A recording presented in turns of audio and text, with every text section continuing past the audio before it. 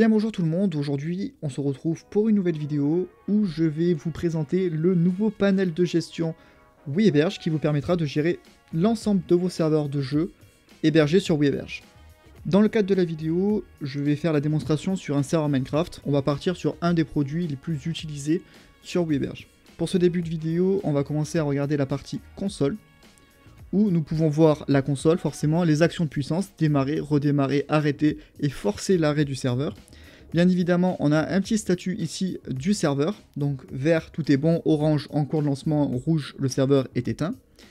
Avec l'IP de connexion du serveur, en l'occurrence Game28DC2, en cliquant dessus, vous copiez automatiquement l'IP. On peut le voir en bas à droite. Pour la partie console, vous pouvez exécuter toutes les commandes que vous voulez, à noter qu'il ne faut pas mettre un slash devant la commande, nous l'avons bien précisé dans la zone d'écriture.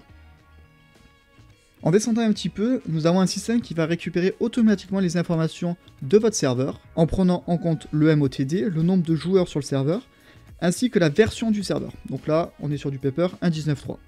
Pour terminer très rapidement, on voit la consommation du processeur, de la RAM et le stockage utilisé.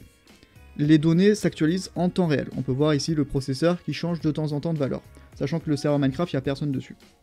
Pour la partie gestion de fichiers, très simple, vous avez tous les fichiers de votre serveur Minecraft. Vous pouvez créer un dossier, mettez le nom du dossier que vous voulez. Vous pouvez télécharger un fichier à distance. Par exemple, vous voulez télécharger un plugin qui est hébergé à distance, vous avez juste à mettre le lien du plugin téléchargeable et le télécharger. Le panel de gestion s'occupera du téléchargement pour vous. Cet outil est très intéressant si vous n'avez pas la fibre par exemple, vous bénéficiez automatiquement de la connexion de WeHéberge. Vous avez la partie importer un fichier, qui vous permet d'importer un fichier depuis votre ordinateur, et créer un nouveau fichier. Donc là c'est extrêmement simple, on va pas s'y attarder dessus. Partie version manager, comparé à l'ancien panel que nous avons pu avoir, vous avez toutes les versions possibles et inimaginables. Que ce soit les snapshots, les vanilla, les spigot, les paper, les Trinity, enfin tout ce que vous voulez, vous l'avez. On a intégré une barre de recherche ici qui vous permet de rechercher très rapidement une version. Par exemple, on va prendre la 1.19.3. Et vous allez avoir toutes les versions listées par catégorie. Vanilla, spigot, paper, snapshot, donc il y a pas mal de snapshots. Bukkit, Moist, et je vous passe les autres versions. La nouvelle subtilité pour les versions, c'est qu'il y a une option pour supprimer les fichiers et ne pas supprimer les fichiers. C'est-à-dire que là, si je vais installer la version va s'installer sur le serveur sans toucher les fichiers présents sur mon serveur. Alors que si je clique sur ne pas supprimer les fichiers, on voit que le statut est passé sur supprimer les fichiers, et là, tous les fichiers de mon serveur vont être supprimés. Donc je vais lancer la démonstration pour le test. Oui, je suis sûr. Donc voilà, on vient d'installer la version, c'est extrêmement rapide. On va dans gestion de fichiers et il y a uniquement serveur.jar. Donc tous les fichiers de mon serveur ont été supprimés. Pour ajouter une dernière note sur le version manager, tous les jours nous allons récupérer les dernières versions qui existent sur Minecraft et c'est automatiquement mis à jour. Maintenant, nous allons regarder la partie Modpack Manager qui vous permet d'installer des modpacks. Ce n'est plus des versions, mais directement des modpacks.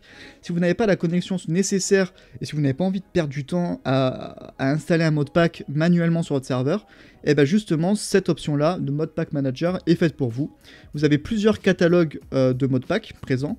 On va s'attarder sur CurseForge qui est énormément réputé pour les modpacks Minecraft, où vous avez énormément de modpacks. Donc là, par exemple, j'ai juste mis 10 résultats, je peux en mettre 50.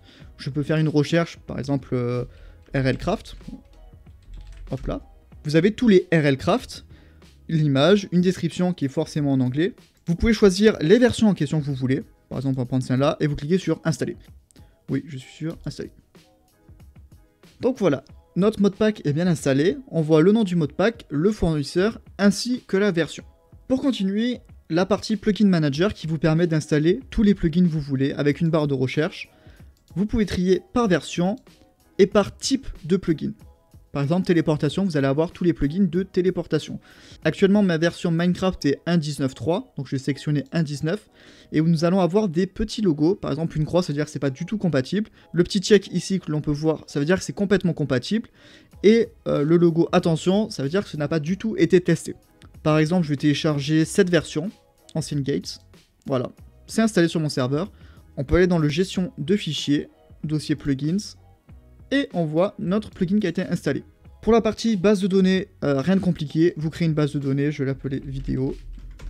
La base de données est bien créée. Dans les détails de connexion, vous voyez l'IP, le nom d'utilisateur et le mot de passe. Les données les plus importantes pour se connecter à votre base de données. Et pour terminer, vous pouvez changer le mot de passe. la partie planification qui vous permet d'exécuter des commandes sur votre serveur Minecraft à des heures bien précises. Par exemple, je vais créer un programme, je vais l'appeler message. On va le faire exécuter toutes les 5 minutes. Par défaut, c'est exécuté toutes les 5 minutes. Si vous ne comprenez pas comment mettre des minutes, des heures, des jours, je vous invite à cliquer ici afin d'avoir des exemples. Toutes les 5 minutes, toutes les heures, plage horaire, une fois par jour, chaque lundi. Donc là, dans mon cas, je vais laisser toutes les 5 minutes. Je vais laisser par défaut. Je vais faire créer un programme. Donc là, maintenant, mon programme est créé, mais aucune action va être exécutée. On va cliquer dessus. On va faire nouvelle tâche. Alors, dans mon cas, je vais juste faire envoyer un message. Donc je vais mettre say hello. Important à noter qu'il ne faut pas mettre de slash devant la commande. On crée la tâche, et donc voilà, toutes les 5 minutes, le serveur va écrire bonjour, enfin hello du moins. Forcément, comme nous sommes sur une version 2 du panel de gestion, nous avons intégré les backups automatiques. Alors je vais vous montrer comment le faire. On va créer un programme, je vais l'appeler backup. Donc voilà pour mettre toutes les heures. Je vais créer le programme. Je vais cliquer dans backup du coup. Nouvelle tâche, action, créer une sauvegarde. Donc si vous voulez ignorer des fichiers, vous avez juste à les indiquer ici. Dans mon cas, je n'ai aucun fichier à ignorer, je vais faire créer la tâche. Donc toutes les heures, notre serveur va créer une sauvegarde, si vous avez encore des sauvegardes disponibles sur votre serveur. La partie sous-utilisateur qui permet d'ajouter un utilisateur avec des permissions bien précises. La partie sauvegarde. Alors actuellement, je n'ai aucune sauvegarde parce que la planification ne s'est pas encore lancée, mais je peux aussi en créer une manuellement. Créer une sauvegarde, je vais mettre vidéo. On va démarrer la sauvegarde. Ici, on voit un petit chargement qui est en train de nous dire que la backup est en train d'être réalisée. Donc voilà, après quelques secondes, notre backup est bien créé. On a les 3 petits points qui nous permettent de télécharger, restaurer, verrouiller ou supprimer la sauvegarde. Donc la partie éditeur de propriété se connecte directement sur votre serveur PromProperty et vous permet d'éditer rapidement la configuration de votre serveur de jeu. Par exemple, on peut changer le MOTD, qui est présent ici, mais vous pouvez aussi changer le type de game mode, si vous voulez autoriser les connexions crack sur votre serveur, etc. Enfin là, c'est exactement le serveur PromProperty sur le panel. Sur la partie gestion de joueurs, vous verrez exactement tous les joueurs qui sont connectés sur votre serveur. Vous pourrez les kick, les définir comme opérateurs sur votre serveur, ou les bannir. Donc là, pour l'instant, il n'y a aucun joueur sur le serveur, on le voit exactement ici. À droite, vous verrez tous ceux qui sont ban et tous ceux qui sont opérateurs. Pour la gestion des ports, c'est très simple. Si vous avez un plugin qui a besoin d'avoir un port dédié pour bien fonctionner, vous devez vous rendre ici et créer une allocation. Je viens d'ajouter un port à mon serveur Minecraft qui peut être dédié pour un plugin. L'IP personnalisé, qui vous permet d'avoir un sous-domaine au lieu d'avoir game50.weaverge.com, vous pouvez avoir votre propre nom de domaine, c'est-à-dire, ici je vais mettre mon serveur Minecraft vidéo par exemple. Je vais le mettre sur un .be par exemple, créer le sous-domaine. Et donc voilà, mon serveur du coup est équipé d'un sous-domaine. Donc pour me connecter, je devrais utiliser mon serveur Minecraft vidéo.wmc.be. Dès que votre IP personnalisé a été créé, vous pouvez retourner sur la console et automatiquement l'IP de votre serveur va changer ici. Donc vous pouvez la copier automatiquement. Donc là on va regarder les paramètres de votre serveur. Vous allez pouvoir un petit peu tout gérer plus techniquement. Si vous ne voulez pas passer par un gestionnaire de fichiers mais utiliser un client FTP tel que FileZilla ou WinACP, on vous fournit tout ce dont vous avez besoin pour vous connecter. L'adresse du serveur, le nom d'utilisateur, le mot de passe, c'est celui que vous avez créé dès que vous avez acheté votre serveur de jeu. Vous avez le nom du serveur, la description, l'information, alors ça c'est plus utile pour l'hébergeur, vous voyez exactement sur quel serveur vous êtes avec votre référence serveur.